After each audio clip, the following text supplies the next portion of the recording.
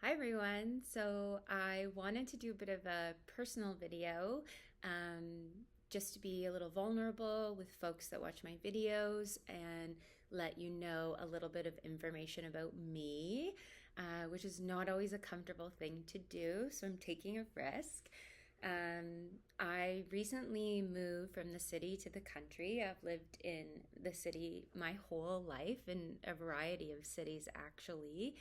And during this transition, I really sank into manifesting, specific goal setting, and really learning to understand the complexity of my emotions and how to ride the different waves.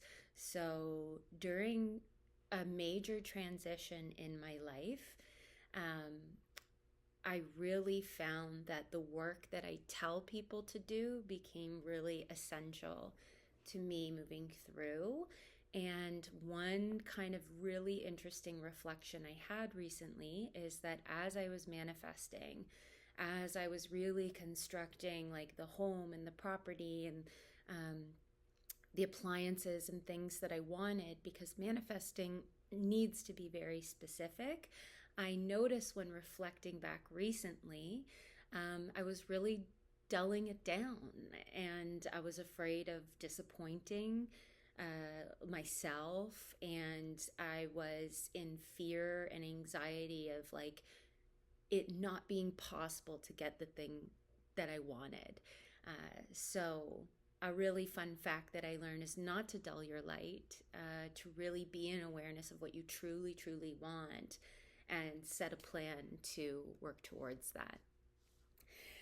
Why do I post videos? So I post videos for family, friends, and clients, and anybody who wants to connect. I call myself a one take wonder, because I do think about a video a few days or weeks leading up. I'll do a little research if I need, but I largely just call upon my wisdom and I'm like, just spew information for a few minutes. And the reason why I do this in one take is it's a very different process than things that I've done in the past. A one take wonder really forces me to face anxiety, to have time limits because I can talk for a long period of time. And it also really combats against perfectionism, which has been a historical challenge of mine. So, a one take allows me to make mistakes, trip up, and that's actually a really fun part of my change process and growth over the last decade. I also make videos because I am extremely passionate about sharing education surrounding mental health, addiction, behavioral addictions, which not is not oftentimes talked about, like gambling, gaming, and social media, tech use, overspending, hypersexuality. Like these are topics that I feel passionate about because there's a lot of people needing help and support. And so, in working for nonprofit in the past, I see the benefit in education being at people's fingertips when they need it. So, I like to post information so it's free and it's accessible to other people. And so, also, I don't have to spend a lot of time in my therapy room going over educational pieces. I can just get right down into the depths with people. Um, it may sound very basic because I love nature and the color green and connecting with animals and plants. But the reason why I love these things is because it really fosters a lot of connection.